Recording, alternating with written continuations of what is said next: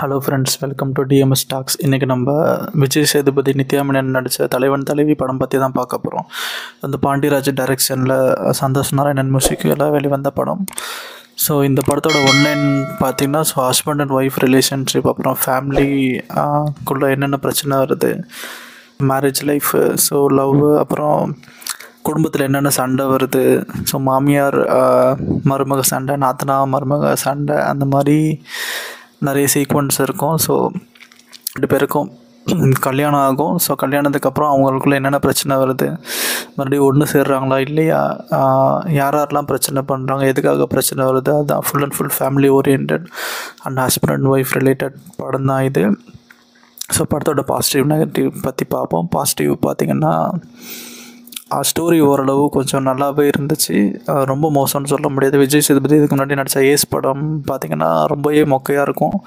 அதோட கம்பேர் பண்ணும்போது இந்த படம் ரொம்பவே ஃபார் பெட்ரு.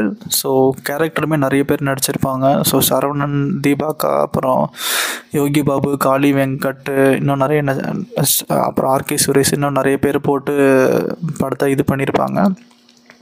ஸோ படத்தில் ஒரு ஃபஸ்ட்டு 2 hours பார்த்திங்கன்னா ஓரளவு கொஞ்சம் காமெடியாக போகும், ரொம்ப போர் அடிக்காமல் இருக்கும். ஒரு கட்டத்துக்கு அப்புறம் என்னடாது படம் இப்படி இருக்கேன்னு தோணும்.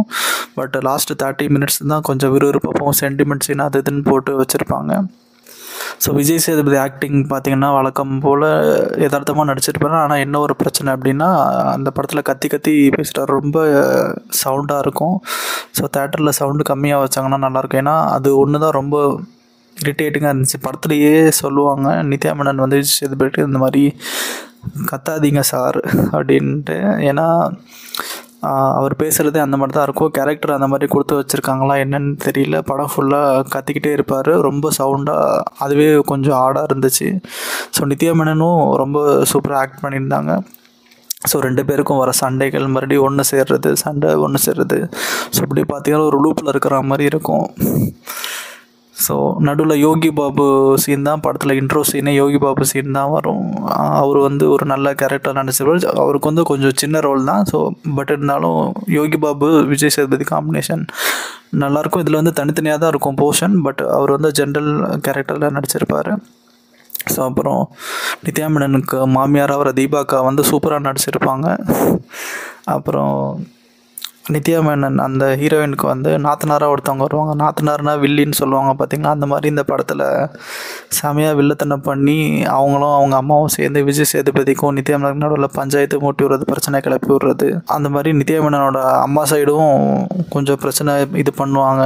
ஸோ ஒரு மேரேஜ் லைஃப்பில் என்னென்ன பிரச்சனை வருது, யாராலெல்லாம் பிரச்சனை வருது, இவங்க எப்படி ஸ்ட்ராங்காக இருக்காங்களா இல்லை வீட்டில் சொல்கிறத கேட்டுட்ருக்காங்களா. ஸோ ஷூட்டிங் லொக்கேஷன்ஸ் பார்த்திங்கன்னா 2-3 ஸ்பாட்டு தான் மொத்தமாகவே. அவங்க ஹோட்டல் வச்சுருப்பாங்க, அது ஒரு இடம், அப்புறம் அவங்க வீடு, அப்புறம் இவங்க வீடு, அப்புறம் வந்து கோயில் ஒன்று லொக்கேஷனோட தான் மொத்தமே 4 லொக்கேஷனில் தான் படம் ஃபுல் அண்ட் ஃபுல் ஷூட் பண்ணியிருப்பாங்க. வேறு எந்த லொக்கேஷனும் போட்டிருக்க மாட்டாங்க. ஏன்னா அந்த படம் வந்து ஃபுல்லாகவே கோயிலில் பஞ்சாயத்து நடக்கும். அதில் வந்து ஃப்ளாஷ்பேக் வந்துட்டு போகும். ஸோ படம் ஃபுல்லாகவே இந்த 4 லொக்கேஷன் தான் திருப்பி வரும். ஸோ ஆர்கே சுரேஷ் வந்து பார்த்திங்கன்னா நித்யா மேனன் அண்ணனாக நடிச்சிருப்பாங்க. அவருமே சூப்பராக நடிச்சிருப்பார். இதுக்கு முன்னாடி தர்மதுரை படத்துக்கு அப்புறம் எனக்கு தெரிஞ்சு அவங்க 2 பேரும் ஒன்றா சேர்ந்து நடிக்கிற படம்னு நினைக்கிறேன். காளி வெங்கட்டுக்கு ஒரு சின்ன ரோல் கொடுத்துருப்பாங்க. அவருமே ரொம்ப சிறப்பாக நடிச்சிருப்பார். கருத்து ஒன்று சொல்லிட்டு போவார் அப்படியே சைடில். மற்றபடி சந்தோஷ் நாராயணன் மியூசிக் வந்து சொல்ல வேணாம். இந்த படத்துலையும் சூப்பராக மியூசிக் போட்டிருக்காரு. ஸோ பிஜிஎம் அவ்வளோவா இல்லை, ஏன்னா இந்த படத்துக்கு அவ்வளோவா தேவைப்படல. படத்தில் என்ன ஒரு பிரச்சனை அப்படின்னா, பில்டப் ஹெவியாக இருக்கும். விஜய் சேதுபதியே வந்து அவருக்கு பில்டப் பண்ணிக்கிட்டு ஓவராக கத்தி பேசுகிற மாதிரி இருக்கும். ஸோ ஒரு 1.5 hour பார்த்திங்கன்னா படம் ஃபுல்லாக பில்டப்லேயே ஓடுற மாதிரி இருக்கும். ஸோ ஒரு பாதிக்கு அப்புறம் தான் கொஞ்சம் படம் இன்ட்ரெஸ்டிங்காக கொஞ்சம் போகும். ஓரளவு கொஞ்சம் காமெடியான படம், ரொம்ப மோசம்னு சொல்ல முடியாது. ஹஸ்பண்ட் அண்ட் ஒய்ஃப் பார்க்கலாம், பார்த்துட்டு அவங்களுக்கு பிடிக்காமல் போகலாம். இந்த படம் பார்த்துட்டு சண்டை கூட வரலாம், இல்லை ஒன்று கூட சேரலாம், அந்த மாதிரி ஒரு படம். அதாவது ஹஸ்பண்ட் அண்ட் ஒய்ஃப் போயிட்டு பார்த்தாங்க அப்படின்னா எப்படி வேணால் ஆகலாம். ஏன்னா இந்த படத்தில் எல்லாமே இருக்குது. ஸோ நல்ல படம் தான். முடிஞ்சால் மறக்காமல் பாருங்கள். அப்படியே நம்ம சேனலுக்கும் சப்ஸ்கிரைப் பண்ணிக்கோங்க. தேங்க்யூ, பாய்.